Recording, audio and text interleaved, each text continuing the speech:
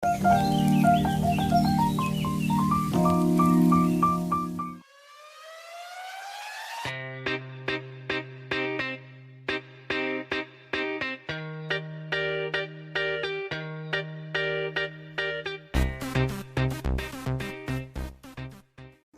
everyone, حالتون چطوره؟ It means how are you in Farsi language. Very welcome back to Let's Cook with Rozina. As you know, I live in Scotland, and although it's only the beginning of the October, but we already experiencing a very cold weather. So I thought what could be better than making homemade olive bread. I think there is nothing like the smell of the homemade bread, and I love it hot out of the oven. This recipe consists of a simple blend of flour, yeast, rosemary, and olive oil. These olives add deliciously salty and tangy flavor to the bread, and that's why it's irresistible. And remember, if you make this olive and rosemary breadsticks, you will never buy again. Storing and reheating of these olive and rosemary breadsticks is very straightforward.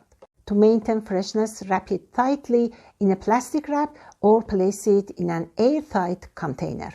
And when you are ready to enjoy it, simply warm it again. Place it in the oven gas mark 4 for 5 to 10 minutes. So let's get started. In a big mixer bowl, we are adding 1 1/4 cups of warm water. And of course, important ingredient is 2 1/4 teaspoon active dry yeast. And to that, I'm adding 1 tablespoon white sugar and 2 tablespoon brown sugar. Give that a whisk. Now we're gonna cover the bowl with a lid and let's set for 10 minutes. The mixture will be foamy when it's ready. Alright, let's take a look at this beautiful activated yeast. I'm gonna add 3 1/4 cups of bread flour and 1 teaspoon salt. Also, I'm adding 1/4 cup of olive oil. Nice. Okay, now it's time to mix everything together. I'll be using a hand mixer for this process. First, I will set the mixer to low speed and mix for about 1 minute. Next, I will increase the speed to medium, setting 4, and continue mixing for about 7 minutes. This will help us achieve a beautifully smooth and lovely dough, as you see here. Looks great. Take another large bowl and use olive oil to grease it. You can apply the oil with a brush or your hands.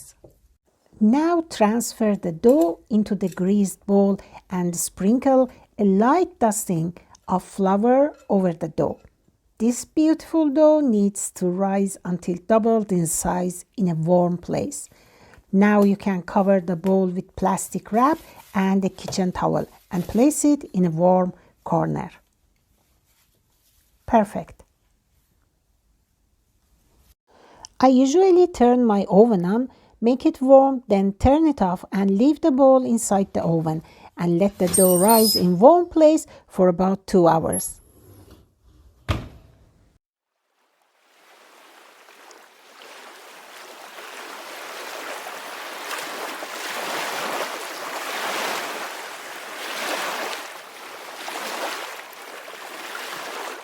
While the dough is rising, prepare the olive and rosemary for adding to the dough. Roughly chop 1 cup of green or black olives, strip the leaves from the 2 sprigs of rosemary and finely chop them.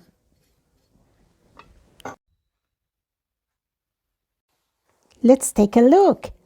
We have a big pile of a nice and beautiful dough. It smells wonderful.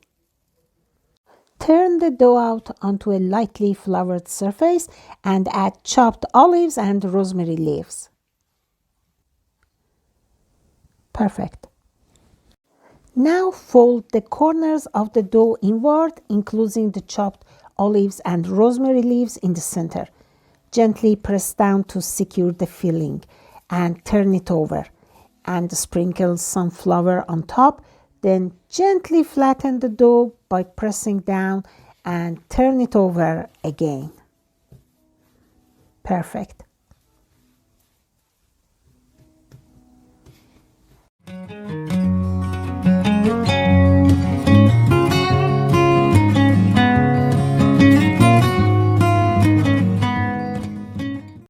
Okay, it's time to divide the dough. So use a dough cutter to slice the dough into 9 strips, either large or small, according to your preference. And now take each strip and give it 3 or 4 twists. If you prefer, you can leave the strip straight without twisting. Place each twisted or straight strip on the baking tray lined with parchment paper, leaving about 5 centimeters of space between each breadstick, as they will puff off slightly during baking. Okay, what we do now is brush the tops of the breadsticks with melted butter. Cover them with a kitchen towel and let them rest for 40 minutes. Perfect. Okay, after 40 minutes, place them in the preheated oven at gas mark 6. Bake for about 15 minutes or until they are golden brown and fully cooked.